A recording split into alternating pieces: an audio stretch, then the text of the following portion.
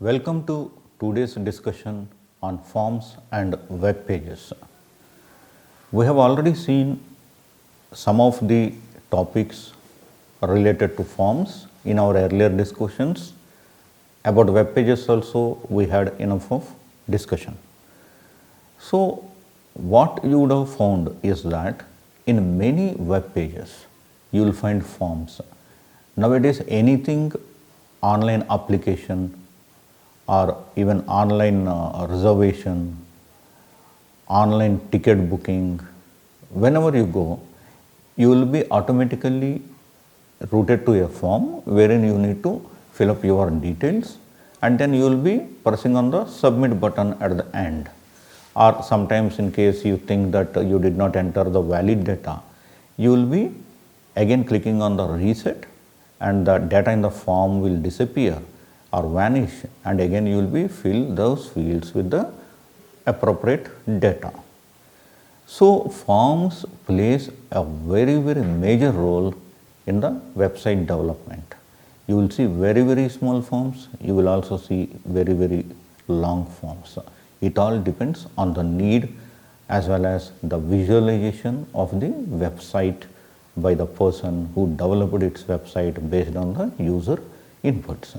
So, in today's discussion what we will be doing is that we will be introducing you as well as study various elements of the forms, because form as it is one entity, but then within the form you can have many elements. For example, just now I said you will have a submit button and a reset button. So, like that you can have a text box, like that you can have many things within the forms. So, we will be looking into all those elements of the forms apart from the forms itself as a single unit. So, a HTML form is a section of a document containing normal content, markup, special elements called controls. So, it is having many things. So, all these things we have to consider carefully. So, it will be having many controls as I mentioned.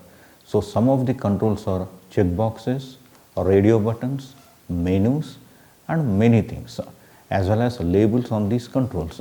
For example, whenever you put any control, that control will be having a label. Users generally complete a form by modifying its controls by entering the text, selecting the menu items and various things before submitting the form to an agent for the processing. When I say here an agent, for example, you just think that you are booking a train ticket. So, you will be going there, you will be filling the form at the railway reservation center, you will be submitting to a person sitting in the counter. He will be entering that data within the computer and will be generating the ticket and will be giving to you. So, here for the understanding purpose, you can treat that person as an agent who will be processing. In the case of online forms, you do not see any person on the other end. So, once you submit a form, it will be submitted to an agent, but here the agent can be a web server, it can be a mail server or anything which will be doing the further processing of the form. Now, let us consider a very simple form which includes the labels, radio buttons and push buttons, and here you have again two options that you can ultimately submit the form or you can reset the form. So, the form tag starts with the form, FORM, that is the element, that is the signal to the processor saying that from here the form starts, and then action is equal to some name of website and then the method is equal to post. There are two methods, one is post, the other is get, but post method is very popular and it is the method that is frequently used. Then you are starting a paragraph wherein you are putting many elements there, but here since I have already said that the form will be small, here we will be showing you some small, a small list of elements that are placed on the form, but in reality you can put many. So, here for example, let me say I want to get your name as input. So, again the name is having different parts. Normally the name is having first name, middle name and the last name. But people normally take the input of first name and last name and they normally ignore the middle name, because surname is something which is existing for most of the people, and apart from that some people will be having a name with one word and some people may be having a name with multiple words. So initially what we decided is that the form will be small and it will be taking the input of some data of the user or applicant. So in the form we will be taking the name, then the sex as well as the option to submit. So first name, last name and email we are taking. All the three fields are text within the form. Now all the three needs to be filled. At the same time, when we say whether you are a male or a female, then it is only optional. You cannot select both. Okay, so there we are selecting radio buttons, because in the case of radio buttons what happens is you will have an option to select only one. Suppose you use check boxes. Some people may check more than one by mistake, or some people may leave the fields. There will be errors creeping in your data. So here what we have done, input type is equal to radio, name is equal to sex and value is equal to male, and male is equal to BR, that is the next line. Again input type is equal to radio, name is equal to sex, value is equal to female. Okay, so that is labeled as male and the other one is labeled as female. And ultimately we said input type is equal to submit, value is equal to send. The other is input type is equal to reset. So there will be two buttons, submit as well as reset. Once you select the submit button, the data within the form will be sent to the server for the processing. Okay, and suppose you decide to click on the reset button, then all the information that is there in these text boxes and radio buttons will get vanished, and again a fresh form will appear before you and you need to fill the data into it.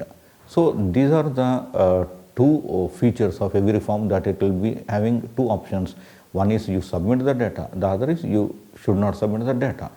And another thing is that after you select the values or after you key into the text boxes, even you can correct them without going for reset, because reset will vanish the data in the entire form.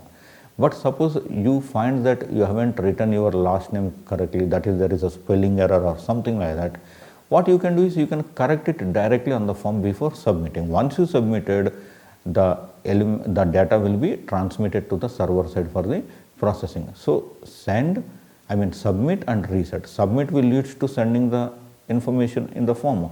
A reset will lead to emptying the form or vanishing the data which you filled on the form, and you will get an option to fill the data again by a new form.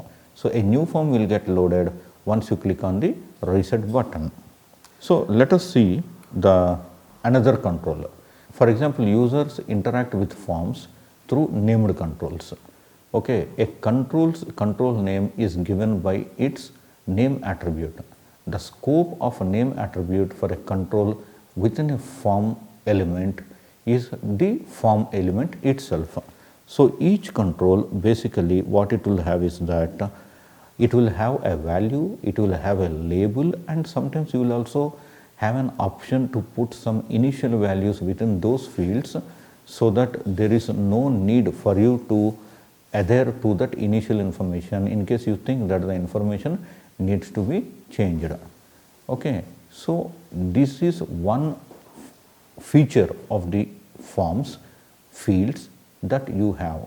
So in many cases, suppose you think that the answer is something, then you can directly put that answer or response within the field as the initial value. So what will happen is only those few people who have to change it will change it. All the remaining people will save their time, because there is no need for them to enter the data and the data is already pre-filled. So each control has both an initial value and a current value, both of which are character strings. In general, a control's initial value may be specified with the control element's value attribute. However, the initial value of a text area element is given by its contents and the initial value of an object element in a form is determined by the object implementation. So what you have to decide is that it depends on the field basically whether you will be able to give the initial value or not. In the case of some fields, assigning initial value is not possible. In the case of some fields, assigning initial values is possible, and you should always give initial value only when you think that there is use of giving it. It reduces the errors in the data, or it will be useful because many people will be entering the same value in case it is not given. So it will become a saving of time in case you give such initial values which will be acceptable for most of the people. So the control's current value is first set to the initial value. Therefore, the control's current value may be modified through user interaction and the scripts. Now, scripts is a word maybe you haven't heard until now in such a manner that you understand the things in the context. We have many types of scripts. Okay, one is JavaScript, that is very famous. We have VB script. So in the forms, basically validation can be done by the JavaScript. So when you click on the submit button, the script will run and it will check whether at least all those fields which are essential to be filled or not.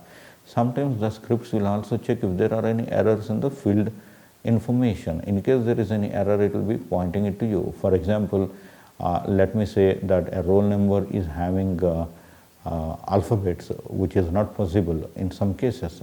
Then the script will alert you that there is a problem with the roll number and it cannot have the alphabets. So then you can change it. So before submitting the data to the processor, the script will check the data inside the form. A control's initial value does not change. So when a form is reset, each control's current value is reset to its initial value. If a control does not have an initial value, the effect of a form reset on that control is undefined. When a form is submitted for processing, some controls have their name paired with their current value, and these pairs are submitted with the form. Those controls for which name value pairs are submitted are called successful controls. Now let us see what are the different types of controls. Okay.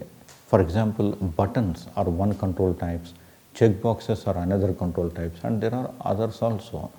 So in the case of buttons, authors may create three types of buttons. One is submit button, the other is reset button, the other is push button. Now in the case of submit button, once it is activated, a submit button submits a form. So a form may contain more than one submit button. Now what you have to think is that why there is need for more than one submit button in a form. If you click on the submit button, the data inside the form gets transmitted to the server for processing. Now why you need another submit button? So please think of it and let me know the reasons for it through email. The other is the reset button. When activated, a reset button will reset all the data inside the form which I have already told you. So the button when activated will reset all controls of their initial values. Then you have push buttons. Okay, push buttons have no default behavior. Each push button may have client-side scripts associated with the element. So there are three types of buttons basically. These three types of buttons are submit button, then you have reset button, then you have push button.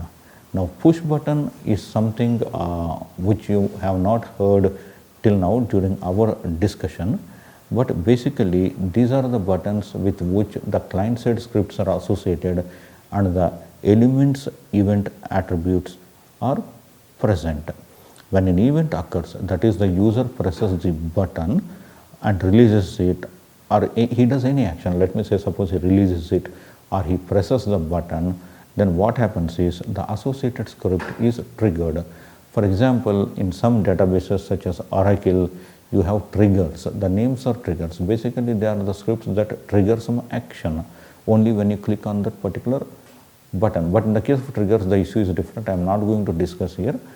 Triggers are a bit different, but in the case of script, suppose you click on a button. So when you click on the button, what happens is the script underlying will get fired and it will do some action as defined in it. So it is essential for any person to specify the scripting language of a push button script through a default script definition or declaration. Okay, others create buttons with the button element or the input element. So what we have to do is that we have to specify the type of button and other scripts associated with them. It will become easy for the person, whoever wants to modify the code later, to understand, as well as to those users who wants to understand the functioning of the form before they really use it. Another control is checkboxes. Checkboxes and radio buttons are on-off switches that may be toggled by the user. So a switch is on when the control element's checked attribute is set. When a form is submitted, only the on checkbox controls can become successful. Okay, so basically you are selecting particular checkbox by activating the tick mark in it. Several checkboxes in a form may share the same control name. For example, checkboxes will allow users to select several values for the same property. The input element is used to create a checkbox controller. So checkboxes are always used where more than one option is possible to be selected. Radio buttons are always selected where not more than one option is permissible. So there are different ways of doing the things. Now in the case of radio buttons, apart from that buttons in general which we spoke, where we spoke of the submit button or reset button and push button, radio buttons are worthy of really knowing more, because radio buttons are frequently used because always there is an option. For example, let me say suppose a person whose age is above 14 and less than 20 will fall under a particular level 2 or level 3 in a game or something like that. So you have radio buttons given with the labels that whether you fall under this age group range or age group range, so the student will select the appropriate one, because only one selection is possible. Wherever only one selection is possible, it is always appropriate to use radio buttons than checkboxes, because by mistake more than one option may be selected in case checkboxes are selected, and then it will directly creep in more errors into the particular software. So radio buttons are like checkboxes, except that when several share the same control name, they are mutually exclusive. When one is switched on, the others are switched off. So only one on is possible, all the remaining will be off. The input element is used to create the radio button controller. If no radio button is set sharing the same control name initially on, then user agent behavior for choosing which control is initially on is undefined. Since implementations handle this case differently, one needs to have a look at the specification before using it. But it is always safe that you assume that one will be definitely selected, and if necessary, you can always have a message there that it is mandatory to select one of the options. Since user agent behavior differs, others should ensure that for each set of radio buttons, the initial value is on. The other control that is possible are menus. Menus, they are very well known. If you go to a Microsoft Office or any other software, you will have several options, like a file menu is common, a edit menu is common, a help menu is common. Okay, in the case of PowerPoint, you can view the things, and there are different menus. So you can have such menus within the forms also. Menus offer different options when compared to any other control. So the person can select the appropriate menu and exercise the options. So the select element creates a menu in combination with the opt group and option elements. The other input is the text input. For example, within the form, you can accept the text. Okay, when you are accepting the text, you can create a text box or you can even create a text area. But in the case of text area, the information that you can take is larger when compared to a text box. In the case of text box, you can take names and other things that are normally limited to 30, 40 or 50, 60 characters. Text areas are something wherein you can seek some feedback from the user that these people write 3, 4 sentences or 6, 7 sentences, or you can have a fixed word limit for them. So it is possible to create the types of controls that the users have to input. So the text the users input, it is what is taken as basis before deciding what control needs to be considered. The input element creates a single line input control and the text area select control. In the case of text area element, it creates a multi-line input control. In both the cases, the input text becomes the control's current value. The other one which is possible is file select. So this is something which is important, which you have not heard until now. In the case of file select, it allows the user to select files so that their contents may be submitted with a form. The input element is used to create a file select controller. Then we have the hidden controls. These are very important because hidden controls are not visible to the user. They are visible only to the author because he is the person who designed, so he knows it, and any person who looks at the code will be having idea that there are some hidden controls in it. So authors may create controls that are not rendered but whose values are submitted with a form. Authors generally use this control type to store information between client server exchanges that would otherwise be lost due to the stateless nature of the hypertext transfer protocol element that is used to create a hidden controller. Now let us see what are object controls. Authors may insert generic objects in forms such that associated values are submitted along with other controls. Authors create object controls with the object element. So the elements that are used to create controls generally inside a form element. Okay, so basically these elements are appearing within a form element. So normally the last element of the form will be a submit button or a reset button. Again, as I said, if a submit button is pressed, what will happen is the data will be transmitted to the server. If a reset button is pressed, the data inside the form will vanish. So these are the two options that are possible. Also, it is possible that some data or some elements may appear outside the form element declaration when they are used to build the form interfaces or interfaces, I mean user interfaces for the forms. Under such circumstances, it is possible that we have the elements outside the form. In the case of all the remaining things, the elements will be inside the form and will be within the range of the form element and the submit and the reset button. So forms are something which are very useful and basically they are used almost in all the websites. So now let us see what are the different commonly used elements. Means these elements are almost mandatory in every form. So let us look in detail about the form element.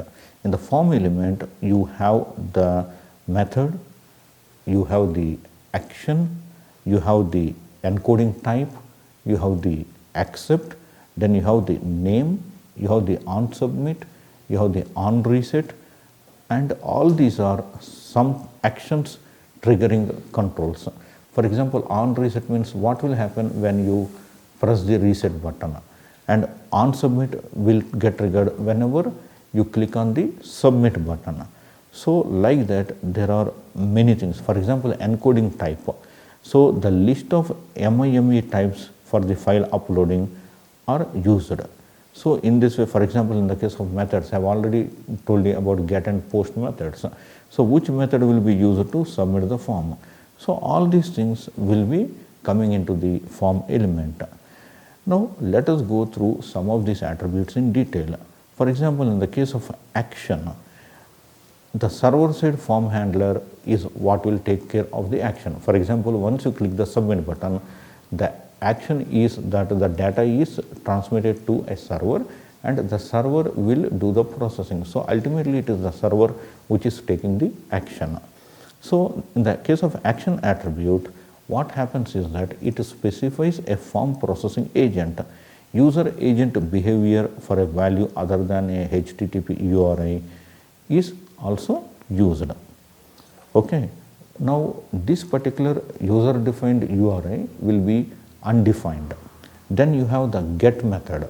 We have already said that post method is frequently used, but get method is also used, but less frequently because of privacy concerns. So in the case of let me say get and post attributes, what they specify is that which HTTP method will be used to submit the form data set. So for example, possible case sensitive values, the post method is used.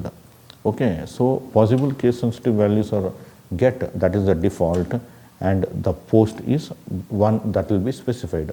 Suppose you don't specify the method that needs to be used, then automatically the get method is used. Now coming to the encoding type, it focuses on the content type. This attribute specifies the content type used to submit the form to the server when the value of method is post. The default value for this attribute is application or form then URL encoded. The value multipart or form data should be used in combination with the input element and the type will be the file. Okay, so these are some of the elements of the forms. Now let us see some more elements. The other one is accept and the char set. So here this attribute specifies the list of character encodings for the input data that is accepted by the server processing this form. The value is a space or a comma delimited list of character set values. The client must interpret this list as an exclusive OR list, otherwise actually it means that the server is able to accept any single character encoding per entity received. The default value for this attribute is the reserved string unknown. User agents may interpret this value as the character encoding that was used to transmit the document containing this form element. Now let us see the accept attribute. In this case, it specifies a comma separated list of content types that a server processing this form will handle correctly. User agents may use this information to filter out non-conforming files when prompting a user to select files to be sent to the server. For example, here the input element when the type is equal to file. Other one is the name attribute. So in the case of this particular attribute, this attribute names the element so that it may be referred from style sheets or scripts. This attribute has been included for backwards compatibility. Applications should use the ID attribute to identify elements. Now the attributes that are useful here is that the ID class, which is a document wide identifier, language information, text direction, style, which means inline style information, title, which means that the title of the element, target, which means the target frame information, and then the scripts that get activated. And basically what we have to say is that the actions that trigger some scripts are like on submit, on reset, on click, then you have on DB click, on mouse click, on mouse up, on mouse over, on mouse move, on mouse out, then on key press, on key down, and on key up. These are our intrinsic events. For example, we do all these things. Okay, when you move a mouse, you can say whenever mouse is moved. Whenever you press the left button, you can say that on pressing the mouse left button. So basically all these are actions that are initiated by us, which ultimately trigger some procedures at the back end. So these are different form elements that are mainly used within a form. So thank you very much, and in case you have any questions, please mail to pvsuresh@igno.ac.in.